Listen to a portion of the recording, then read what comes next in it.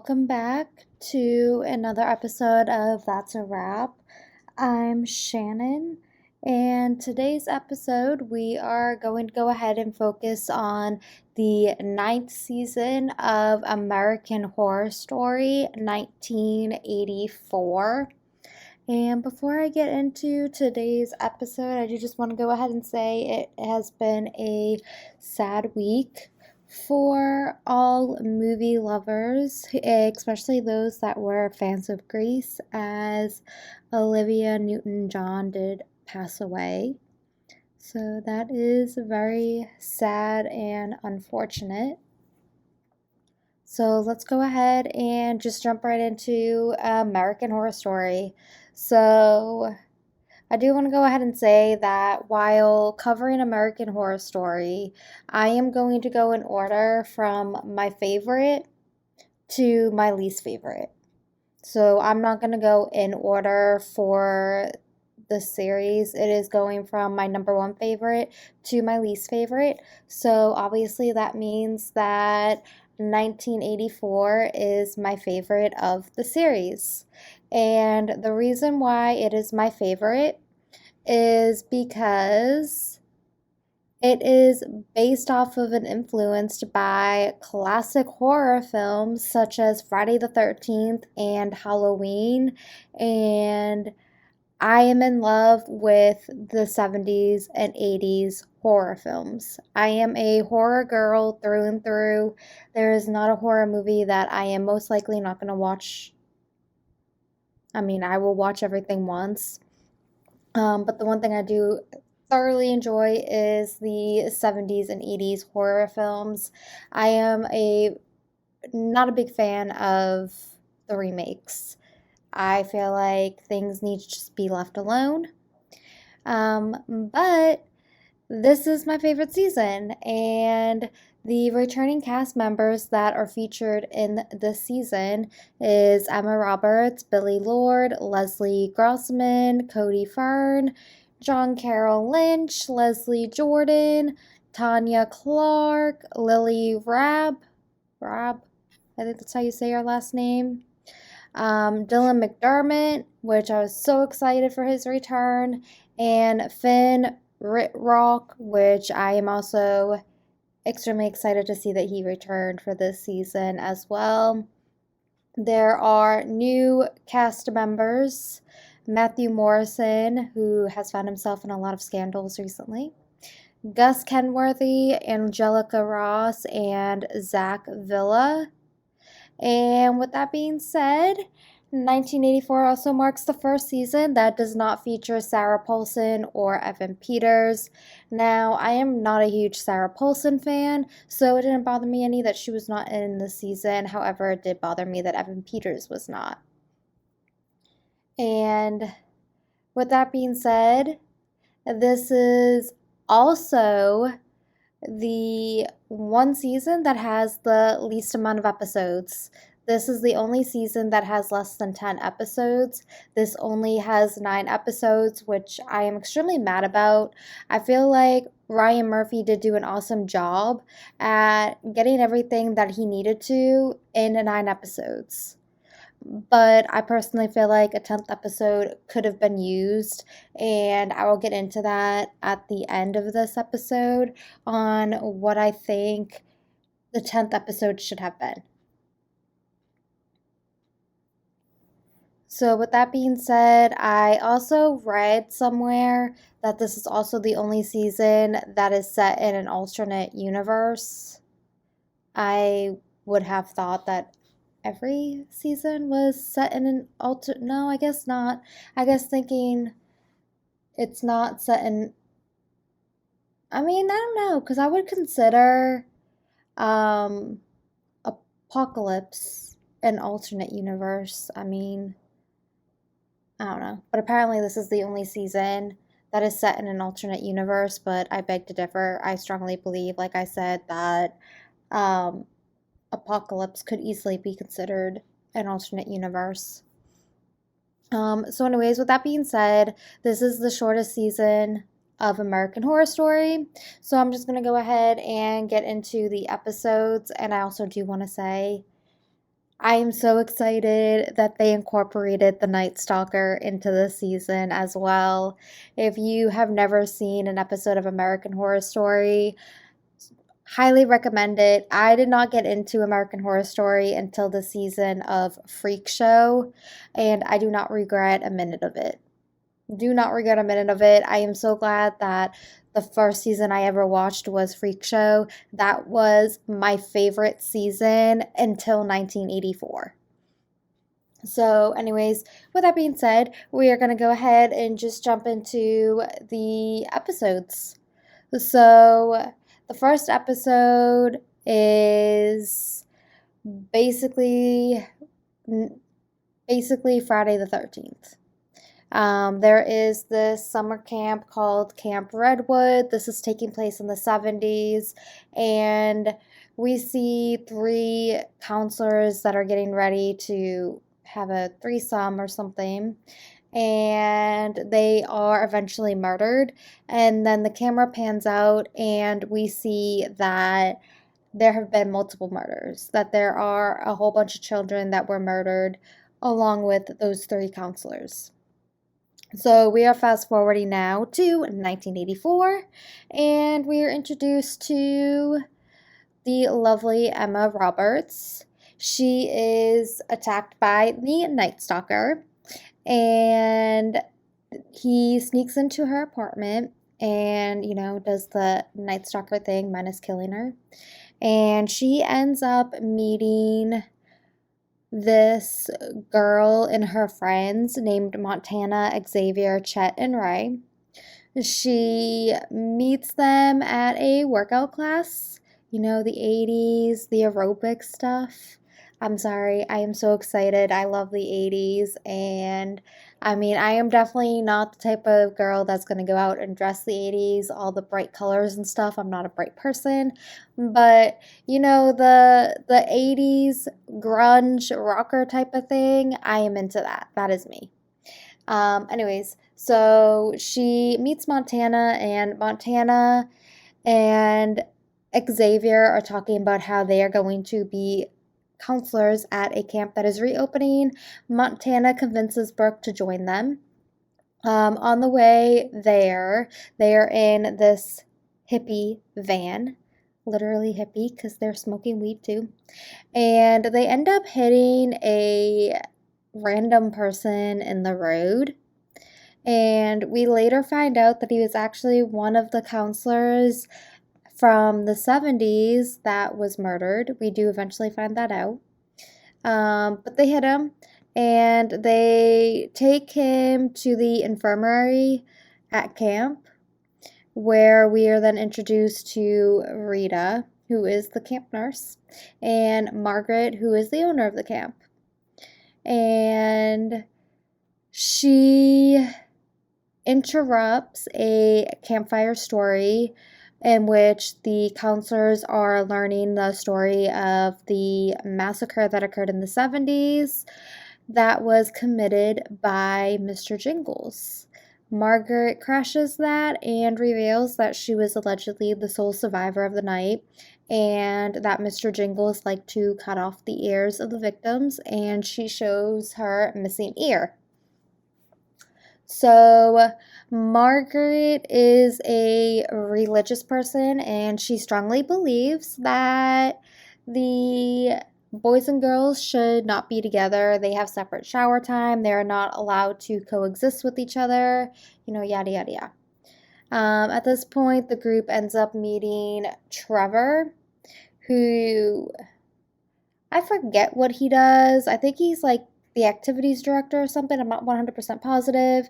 But him and Montana show some sexual tension, and they end up going skinny dipping in the lake.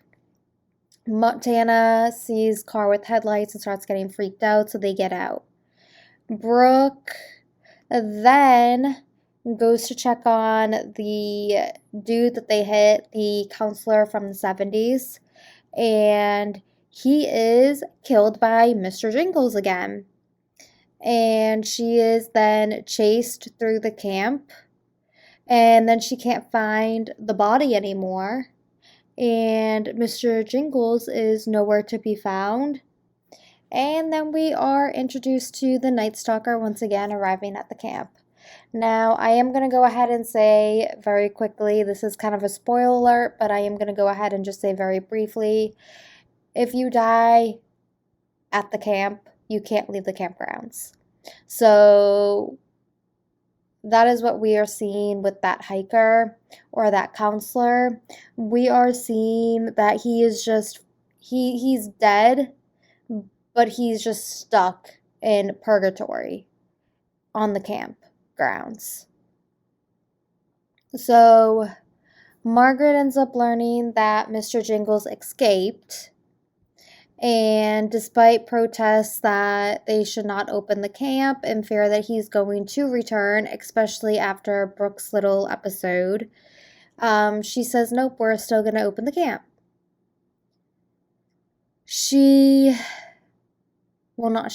Brooke then mentions to Montana about how she was supposed to get married the previous year, and her husband, or soon-to-be husband, so her fiance, kind of went crazy and believed that Brooke was cheating on him with his best friend, and ends up shooting his best friend in the head, shoots Brooke's dad, and then shoots himself, and that is what a great wedding. Montana tries to make out with Brooke. However, Brooke is not having it. Xavier is now looking on the campgrounds. They've all separated. They're trying to find people. And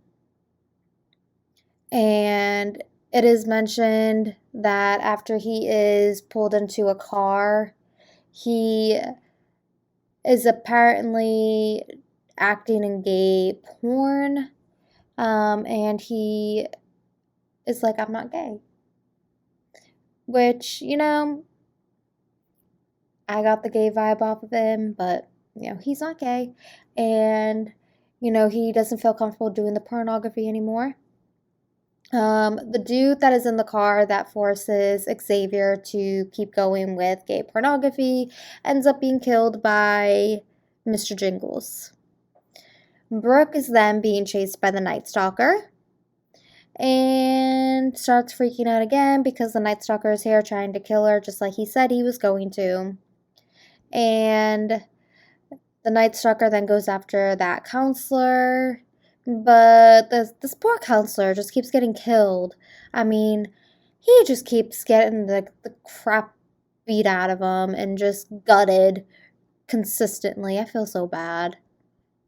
The counselors, a couple of them, then find Blake's body, who is the guy that pursued and forced Xavier into the car for the gay porn. They find his body. He's missing an ear, so they assume that it's all Mr. Jingles. Margaret is then approached by the Night Stalker, who reveals that his name is the Richard Ramirez. And they start talking about his childhood trauma and everything and blah, blah, blah, blah, blah. And she pursues him and gets him to allegedly protect the camp from Mr. Jingles because he likes to kill. At this point, the counselors are realizing that they are in danger, and they split up into two groups to try to retrieve multiple keys to try to get out of the campus. However, never split up in a horror movie. We all know this. Margaret then realizes that this hiker / counselor is actually the counselor from when she went to camp in the 70s. And at this point, we are also seeing that both of the groups that were separated, so Trevor and Rita are in two separate groups, and they are each in two separate cabins, and both groups are being surrounded by banging on a door of somebody trying to get in. And this is realized one is Ramirez and one is Mr. Jingles. So Rita's group is the one that has Ramirez trying to go after them because Brooke is with them. and they decide to split up to increase the odds of their survival. However, never split up in a horror movie. So at this point, Ramirez is able to break into this cabin through like the windows and stuff, but they're blocking everything. So that's not really working. However, he does eventually actually get in and starts attacking a couple of people.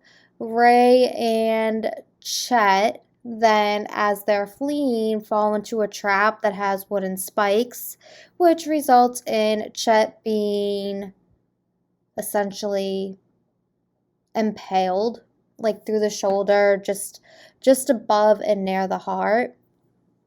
At this point, Ray realizes that if he were to pull Chet off of the spike, he's going to end up bleeding out. Like that spike is the only thing preventing him from bleeding out.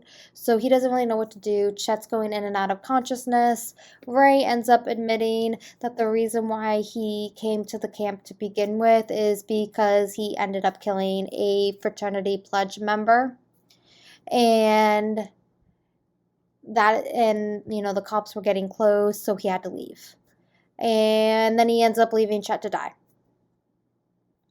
So we then find out that Trevor's group that is being attacked is actually just a group of people impersonating Mr. Jingles. It's apparently a tradition that they have around the same time that Mr. Jingles allegedly killed everybody at the camp. But what ends up happening is Mr. Jingles, the real Mr. Jingles, stands up and kills the pranksters. And Trevor, Montana, and Xavier all flee because, yeah, they're not staying the fuck around. At this point, Rita ends up drugging Brooke because they are left alone together, and Brooke wants to alert the police to what is going on. And this is where we realize that Rita is not actually Rita and that her name is Donna, who is obsessed with serial killers and is actually a psychologist. And we also find out that she helped the escape of Mr. Jingles. So at this point, Mr. Jingles ends up killing the real Rita. We see the real Rita is locked in a cabin and tied up, and Montana, Xavier, and what's his name? Trevor all find her. They come across her. She starts freaking out despite the fact they're like, shh, be quiet, he's out there. She doesn't listen and ends up dead. Trevor and Xavier end up coming across Chet and they finally get him out, although they realize that he is really bad off. And he ends up dying. He ends up dying from all the blood loss, and Trevor is like, oh, let's go ahead and just shoot him with adrenaline right in his heart, in which he wakes up and blood comes spurting out of his stab wound. So at this point, Trevor ends up killing an innocent prankster, believing that he's Mr. Jingles, and he ends up pushing him into the same place that they just took Chet out, and that prankster ends up getting killed by those spikes. Montana and Ray are approached by Ramirez. Ray abandons Montana, takes Trevor's motorcycle, but as he is basically saying fuck you to everybody, he gets beheaded by Mr. Jingles. And then we see Montana and Ramirez kiss, and this sets up the whole plot story for why Ramirez is going after Brooke, and that Montana has some hatred towards Brooke. So it is found out that Montana and Ramirez end up dating after they meet at one of Montana's aerobic classes. Ramirez actually brutally murders a man and hangs him from the ceiling with his guts hanging out because he insulted Montana's taste in music. At that point in time, Montana asks Ramirez if he would kill for her, which he says he would. So she explains that her brother actually ended up being Brooke's fiance's best friend that was shot and killed at the wedding. And that is Montana's brother. And she strongly blames Brooke for his death. And as a result, that is why Richard Ramirez is going after Brooke. So Xavier tries to find Birdie, who's the camp cook, and Mr. Jingles finds them, locks Xavier in an oven, and turns it on. He then attacks the cook, who is severely hurt. Xavier is able to get out of the oven, not after getting severely burned, but he is able to get out of the oven with the help of the cook, despite the fact that she is severely wounded, and asks and begs Xavier to stab her and kill her, which he does against his will.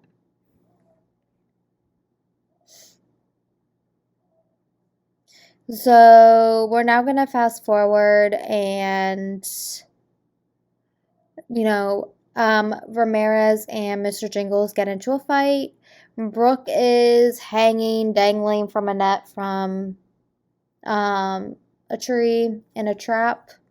And she is able to go ahead and get out of there during the fight that Ramirez and Mr. Jingles are having. And Ramirez is allegedly killed.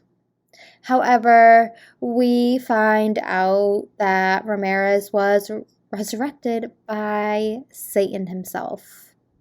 We all know, I hope we all know by now, that Richard Ramirez is a follower of Satan. So it only makes sense. We then find out that Margaret was actually the killer of the 70s campground massacre that occurred because she was getting bullied. And she blamed Richter, I can't say last name, I'm just going to keep saying Mr. Jingles. She blamed him for the killings, and he was sentenced to an asylum where they were doing like the shock on the head and everything, which convinced him that he was actually the killer. And that ended up not being the case, and what he turns out to be is because of those shock therapy treatments and Margaret framing him. At this point, Mr. Jingles has been stabbed multiple times by Ramirez, and Margaret shoots him multiple times as well. Trevor arrives, hearing the gunshots, and Margaret apparently ends up killing Mr. Jingles. However, that is not the case, as we will see very soon. And yeah, we are getting into some exciting stuff, because then we see Richard Ramirez being resurrected by the devil himself. So we now fast forward, or I lied, we do not fast forward. We are going back in time to where we discover that Donna, aka Rita, discovers that her father is a serial killer, which is why she has an obsession with serial killers. So Ramirez and Donna start talking about how he was resurrected by Satan, and he knows everything about Donna.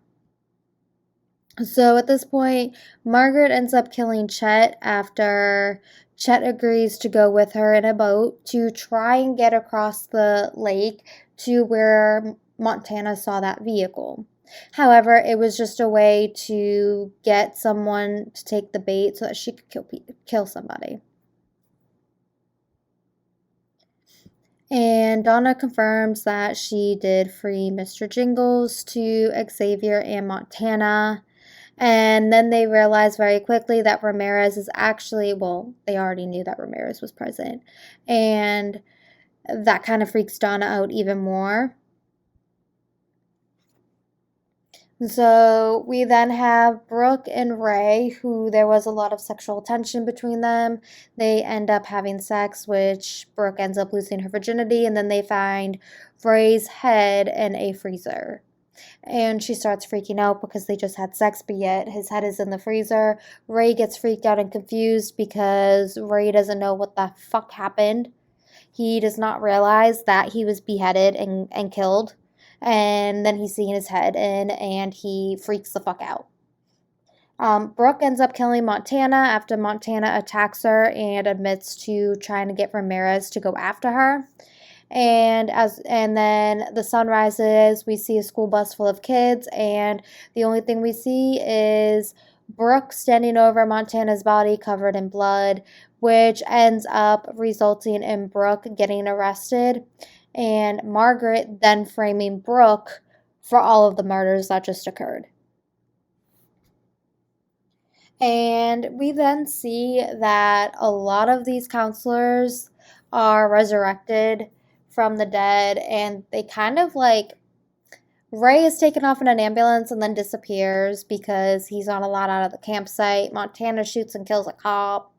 Ramirez and Mr. Jingles steal a police car because they were both resurrected by the devil himself, so they steal a police car and run off. And so 1 year after the events that occur at the camp, Ramirez makes his presence known and ends up killing Mr. Jingles' wife and threatens his son, which then makes Mr. Jingles leave his son on the steps of his sister-in-law. And we then also find out that Ramirez is in jail as well. He does escape, but he is in jail. And that is why he is able to go after Mr. Jingles. So Brooke ends up being executed. However, we find out that Donna actually resurrects her. She just switched the drugs. I don't know why she would. I don't know. Anyways, so Margaret is now planning on reopening the camp again.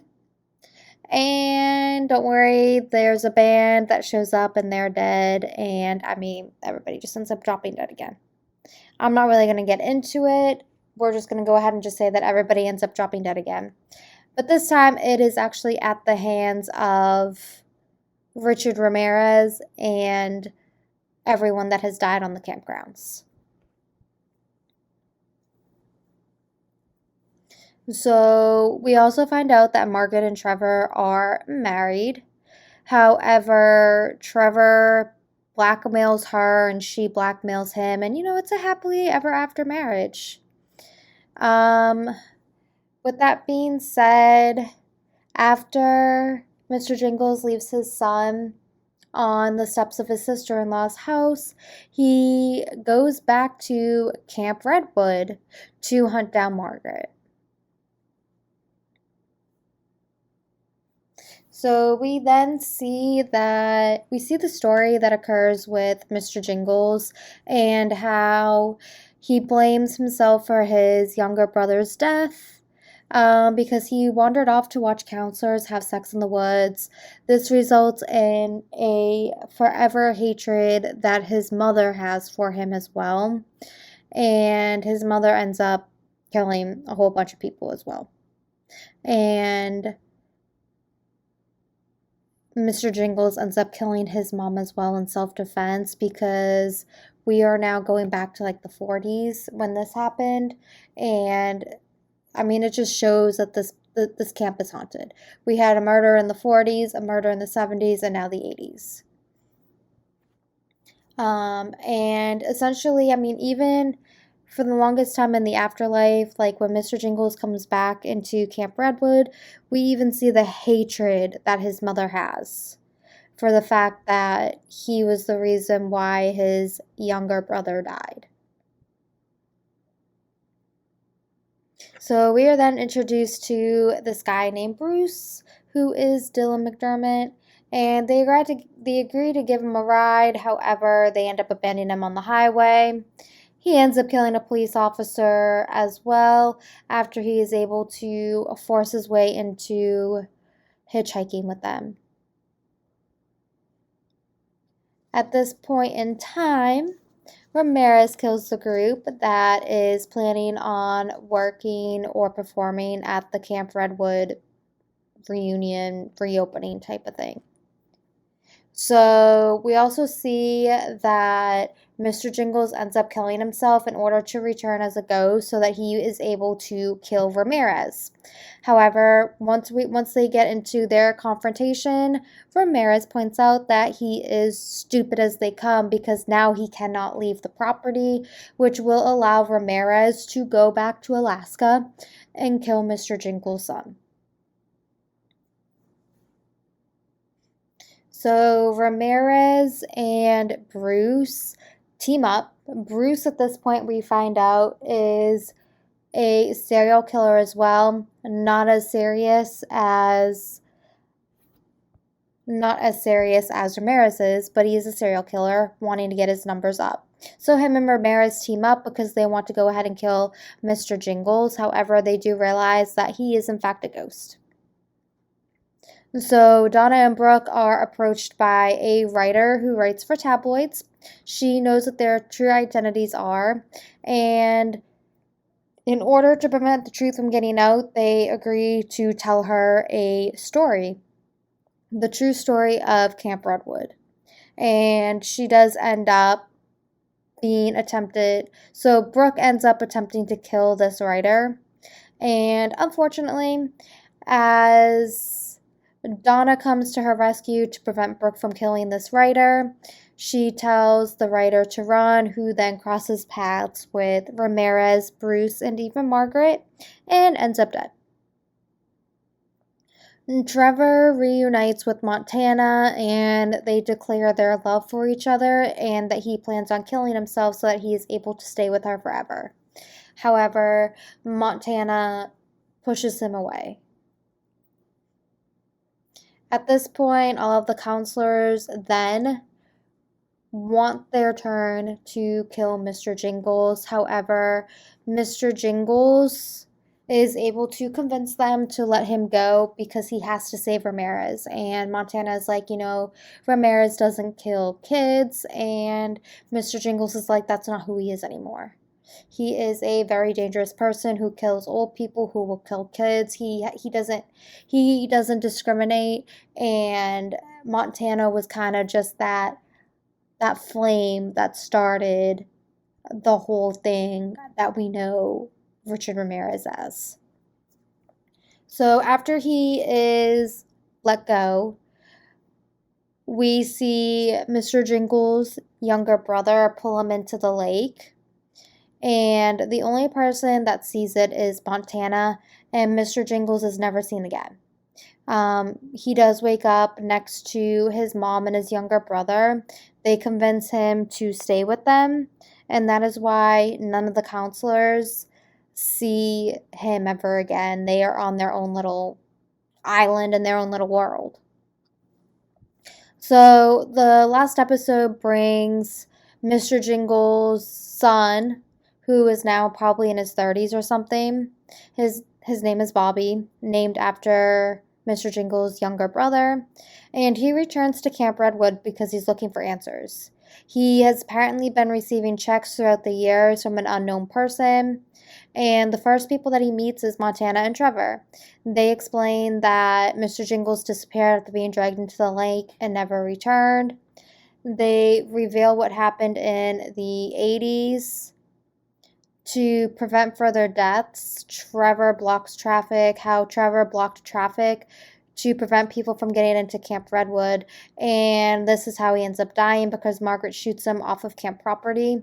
And Brooke appears and helps him get to the Camp Redwood line so that when he does die, he is able to stay with Montana for eternity. So at this point, they kind of fuck with Bobby and show him that they are dead because he realizes that they are dead. They also tell Bobby that Ramirez is out to kill him, and the only way to stop Ramirez is to kill him over and over and over again, which they have done consistently since, 30 years ago or whatever. And unfortunately, there's a fuck up, and Ramirez wakes up, and he manages to escape and attacks Bobby. However, Montana is able to convince Bobby to get off the grounds, go to the asylum where he meets Donna. Him and Donna team up to see why he is getting these checks, who is giving him these checks, and we find out that it is actually the still alive Brooke who was presumed dead after she was shot by Margaret in a fight, and the only reason why she survived was because Ray did help her. At this point, Bobby returns to Camp Redwood, where Margaret's ghost body reappears. Nobody knew. Everybody thought that she was dead and that she had died over the camp lines. However, that was not the case, and she just keeps trying to kill him. However, Bobby is saved by his dad, his uncle, essentially, and his grandmother, essentially, and all of the counselors. And if you watch this last episode and you don't cry, something is wrong with you, because I mean, I bawl my eyes out every time I watch it. Um, you know, one of my favorite sayings, and I think Billie Lourd did amazing with it, was she tells Bobby, share our ghost stories to your grandkids. The 80s will never die. And to keep them alive in these ghost stories. And as he's running, he gets to the Camp Redwood line, and we see his dad, his grandmother, and his uncle standing there waving, and it is the saddest thing ever, and you never get a happy ending in American Horror Story. And we finally got that happy ending. I mean, that was just sad. I mean, I can't. I'm going to start crying. And I knew this was going to be a long episode, so I do apologize, but this is my favorite season of American Horror Story. And with that being said, we have now recapped the whole season, and I'm going to go ahead and say why I believe that they should have had a 10th episode. So, with that 10th episode, I feel like they could have done a lot, especially with the being Ryan Murphy. I feel like he could have done a lot.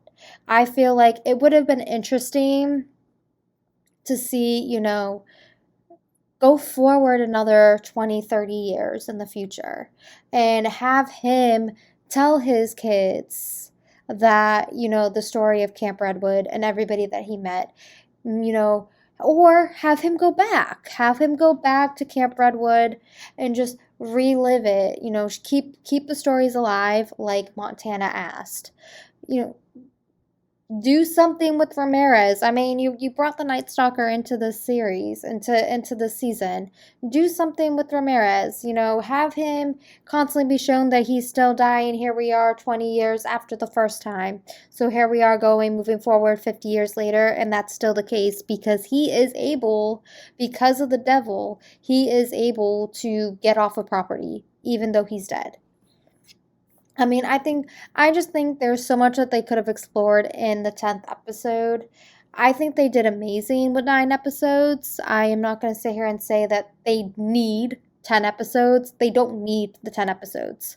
I feel like that this is the best season, and they were able to get it down to 9 episodes and still cover everything.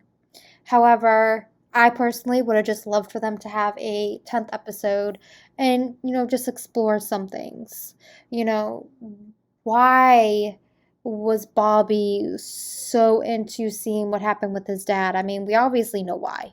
When your father goes missing and nobody sees him again, but yet you're getting all these checks and stuff, nobody has answers, it's perfectly understandable. But, show him, researching, trying to find information about his dad.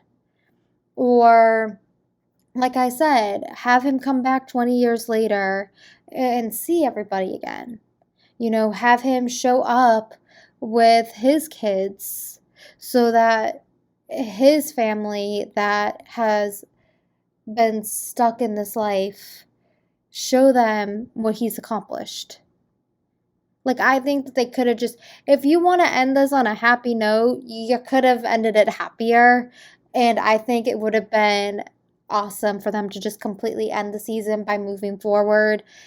showing leading up to him going to Camp Redwood and then having him come back and have him be with his kids. He doesn't have to cross the line into Camp Redwood. It could have, he could have, you know, shown up and his family could have been there right where they left him.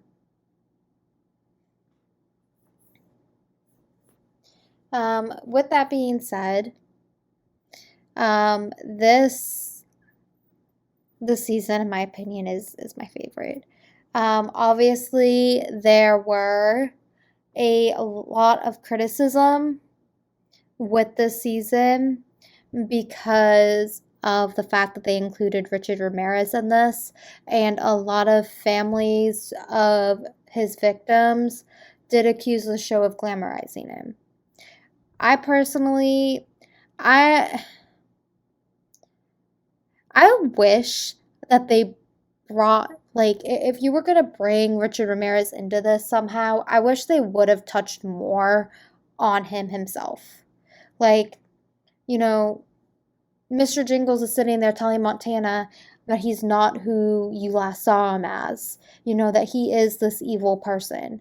And, should have gone into it a little bit more. Should have been like, this is what he did. And, he was murdering all of these people. I mean, there was just so much that they could have done if you were going to bring a very well-known serial killer into the mix. And I'm kind of sad that they didn't. So I can see where the victims' families believe that they were glamorizing him, because they don't really touch base on the actual murders themselves. They basically touch base on the before the murders, which everything obviously in this season is made up. So I feel like if you were going to bring Richard Ramirez into this, they should have touched base on it a little bit more and included a little bit more information with him, which that would have been nice for a 10th episode as well. I mean, you're touching base on the fact that he wants to kill the son because Mr. Jingles didn't obey Satan. I mean, it just would have been nice to get more information if you were going to include Ramirez in the storyline. I mean, that's just my opinion. And I do strongly believe, like I said, that they could have ended it on a lot more happier note. I would have loved to have seen Bobby show back up in 20 years with his kids. I mean, I think there's a lot they could have done with 10 episodes. I think they did amazing with 9 episodes, and this is still the only season that has less than 10 episodes. But I think, and I do think that they did awesome. I mean, this is my favorite season to date, and I think it is going to take a lot to knock this off my number 1 spot. And it is mostly just because my love for the classic horror films.